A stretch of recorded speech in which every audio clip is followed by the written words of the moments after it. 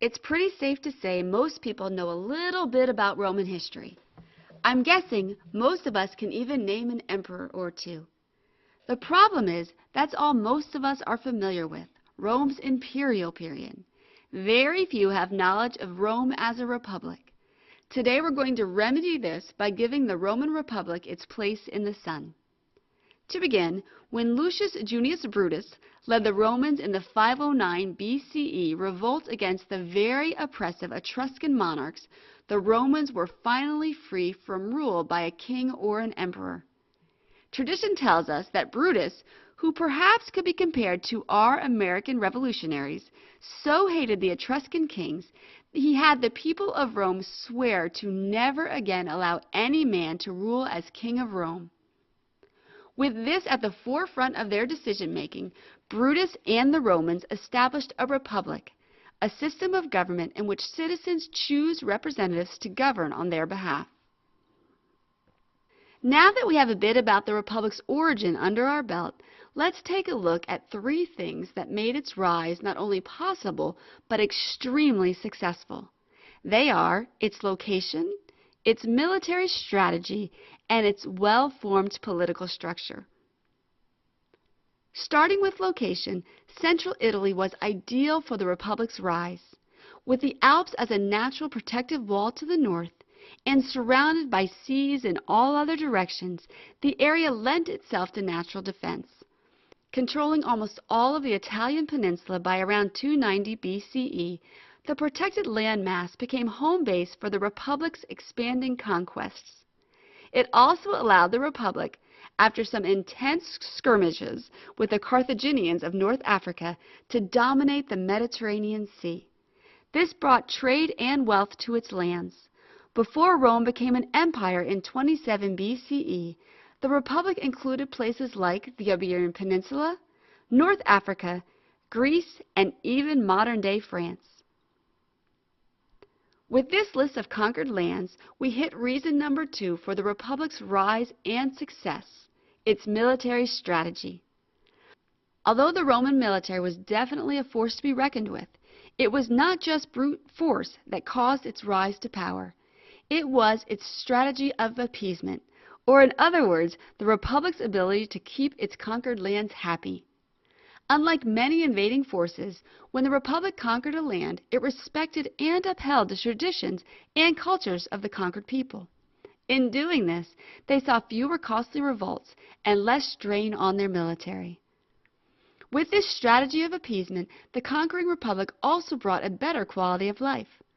Once an area was assimilated into the Republic, it was protected by the Republic and no longer as susceptible to marauding raiders. With this protection, the Republic also brought an improved infrastructure, a strong currency, and access to many more affordable goods and services. With all these positives, the Republic was able to keep its new constituents under control. Yes, they did have to give up some freedoms. Yes, they put up an initial fight, but in the end, many were appeased by their improved standard of living. With this setup, the Republic continued to rise in power. This brings us to the last reason for its rise, its well-formed political structure. To help cement this in our minds, we're going to compare and contrast it to the United States government. Unlike in the American system, the natural-born inhabitants of the Republic who were not slaves were officially broken into two main groups, and mobility between the classes did not occur. The two classes were the patricians, members of the upper class, including the nobility and wealthy landowners, and plebeians, or the common people of Rome.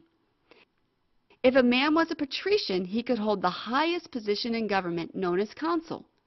Since this position oversaw the workings of the government and its officials, while also being the commander of the army outside the city of Rome, we can compare it to the U.S. executive branch. The consuls were elected from the Senate, a group of 300 patricians who were in essence the lawmakers of Rome. They made decisions on spending while also controlling taxation and relationships with foreign powers. Again, we can loosely compare the Roman Senate to the legislative branch of the American government. The last governing body of the Roman Republic was the Assembly.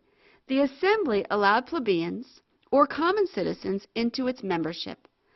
Although the assembly didn't start out with much power, it definitely gained it as the republic aged. From this body came the Roman tribune, a position of power which gave its holder the right to intervene on legal matters and veto legislation.